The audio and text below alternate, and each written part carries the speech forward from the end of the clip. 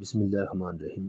آج کی حدیث البخاری شریف سے، جلد نمبر 1 صفحہ نمبر 380، حدیث نمبر 1070۔ ام المومنین حضرت عائشہ رضی اللہ تعالی عنہا سے مروی ہے کہ ایک رات رسول اللہ صلی اللہ علیہ وآلہ وسلم نے مسجد میں نفل نماز پڑھی تو لوگوں نے بھی آپ صلی اللہ علیہ وآلہ وسلم کے ساتھ نماز پڑھی۔ پھر آپ صلی اللہ علیہ وآلہ وسلم نے اگلی رات نماز پڑھی تو اور زیادہ لوگ جمع ہو گئے۔ پھر تیسری یا چوتھی رات بھی اکٹھے ہوئے، لیکن رسول اللہ صلی اللہ علیہ وآلہ وسلم ان کی طرف تشریف نہ لائے۔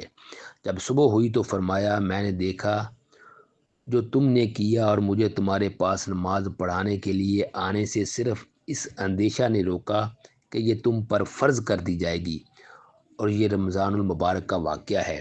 امام ابن خزیمہ اور امام ابن حبان نے ان الفاظ کا اضافہ کیا، اور حضور نبی اکرم صلی اللہ علیہ وآلہ وسلم انہیں قیام رمضان تراویح کی رغبت دلایا کرتے تھے، لیکن حکماً نہیں فرماتے تھے۔ چنانچہ ترغیب کے لیے فرماتے کہ جو شخص رمضان المبارک میں ایمان اور ثواب کی نیت کے ساتھ قیام کرتا ہے تو اس کے سابقہ تمام گناہ بخش دیے جاتے ہیں۔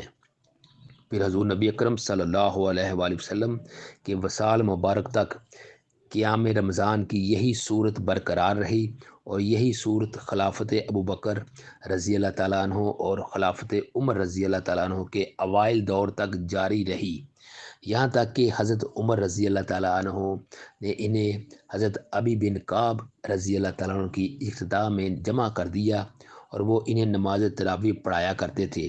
لہٰذا یہ وہ ابتدائی زمانہ ہے جب لوگ نماز تراویح کے لیے باجماعت اکٹھے ہوتے تھے، اور امام اسقلانی نے التلخیص میں بیان کیا ہے کہ حضور نبی اکرم صلی اللہ علیہ وآلہ وسلم نے لوگوں کو 2 راتیں 20 رکعت نماز تراویح پڑھائی۔